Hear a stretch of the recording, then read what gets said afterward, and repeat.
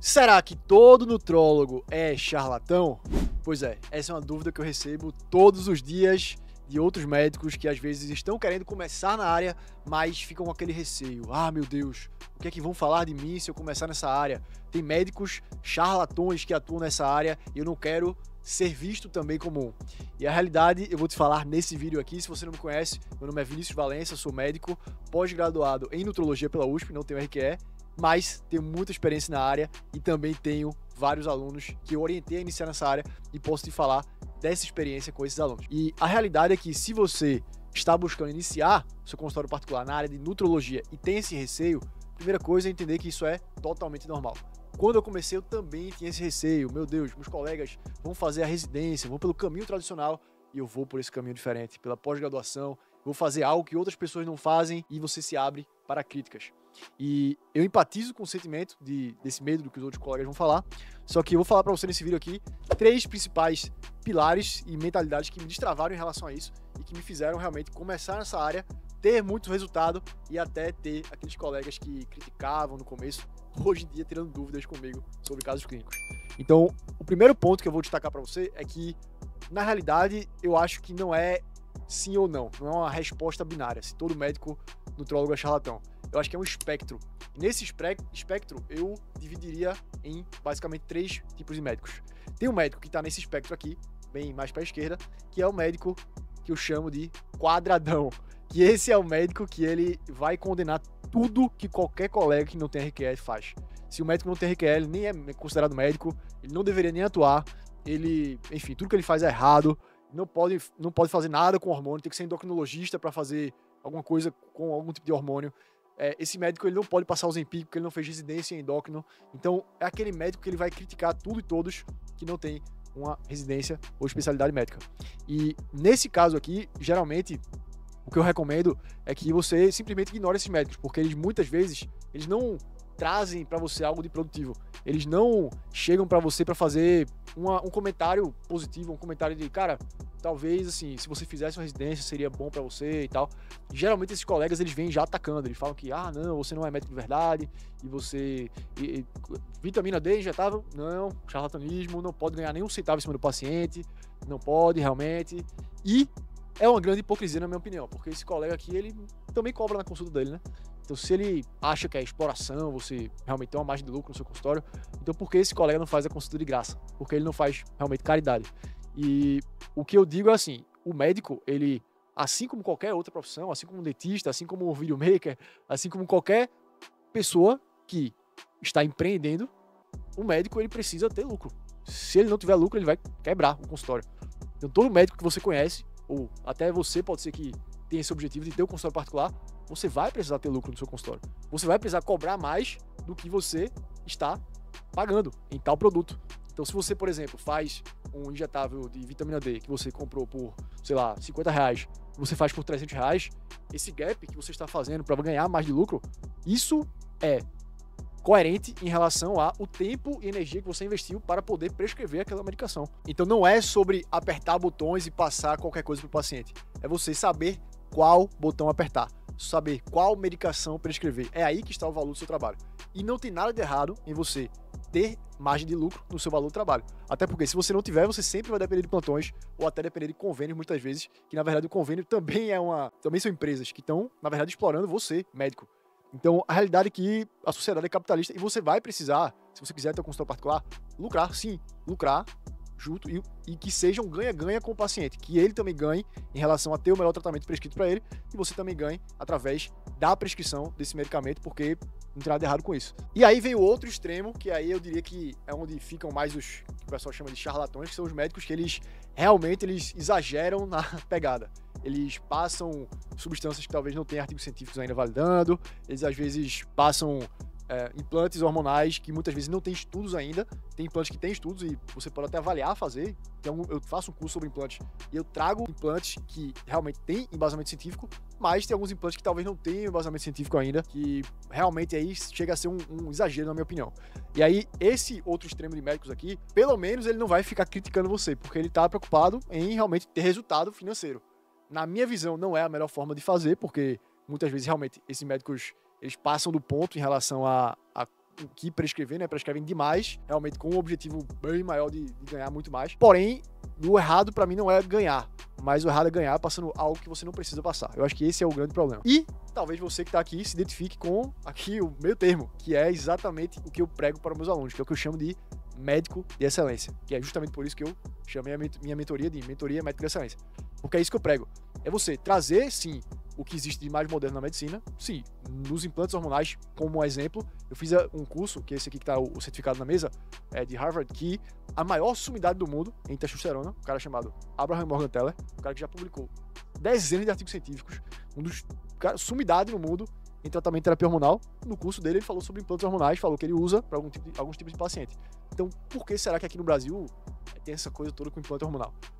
Se tem estudos, se tem embasamento, se as sumidades do mundo usam, grandes referências utilizam esse tratamento. Então, a realidade é que você, na minha visão, tem que pensar com a sua própria cabeça. Até o que eu tô falando aqui, não leve tudo como verdade. Pense com a sua própria cabeça. Vá ler os estudos, vá realmente destrinchar os artigos científicos. Se você tiver alguém para te mentorar, realmente facilita muito o jogo.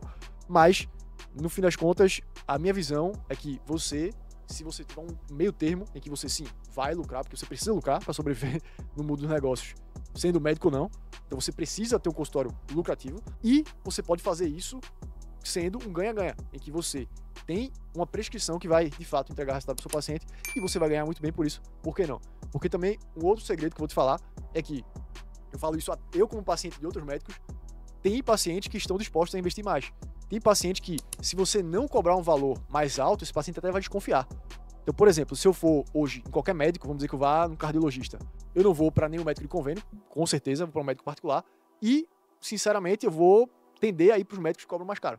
Porque eu sei que o mercado já pré-selecionou esses médicos como melhores. E eu não tenho muito tempo para ficar pesquisando todos. Então, quem cobra mais caro, na minha visão, pelo menos na minha cabeça, eu vou assumir que deve ser melhor. Pode ser que eu esteja enganado. Pode ser que eu chegue lá e seja o pior cara do mundo. Mas você tem uma maior probabilidade de quem recebe mais vai ser um melhor profissional em geral. Então, muito cuidado quando você vai lidar com esses médicos, porque esse médico aqui quadradão, ele vai te criticar. E simplesmente ignore. Eu tava falando com uma colega ontem numa reunião individual da mentoria, e a colega me falou, mas uma amiga minha, ela veio com toda boa vontade, me mandou um textão, dizendo que se preocupava comigo, e que eu devia ter feito residência, e não sei o quê. E o que eu falei pra ela foi o seguinte, ela falou que fez uma resposta super explicando o que ela faz, e não sei o quê, e ficou aquela conversa sem nenhum tipo de objetivo. É uma conversa sem fim, e que a outra colega, ela não tá preocupada com você, ela só tá, na verdade, com inveja, e tá querendo te criticar, porque não está gostando do que você tá fazendo, porque ela queria, muitas vezes, estar no seu lugar. Então, quando vem um quadradão falar comigo, eu geralmente ignoro. E esse médico aqui, como eu falei, geralmente não, o charlatão, né, entre aspas, ele não se preocupa muito com você, porque ele tá preocupado com as coisas dele. Então, na minha visão, você deve ser um médico de excelência, um médico que faz o que você estuda, que você vê que tem embasamento, e não necessariamente isso significa seguir cegamente guideline de sociedade, porque guideline de sociedade é opinião de especialista, então não é o melhor nível de evidência, e você realmente pensar com a própria cabeça e realmente ser um médico de excelência. Na minha visão, esse é o melhor. E eu vou falar pra você que o que destravou pra mim, os 3 pontos que me fizeram começar nessa área, mesmo com esse receio de talvez ser julgado por outros médicos, número 1, foi que, por mais que você não saiba disso, e você tenha medo de receber críticas, na realidade isso é inevitável.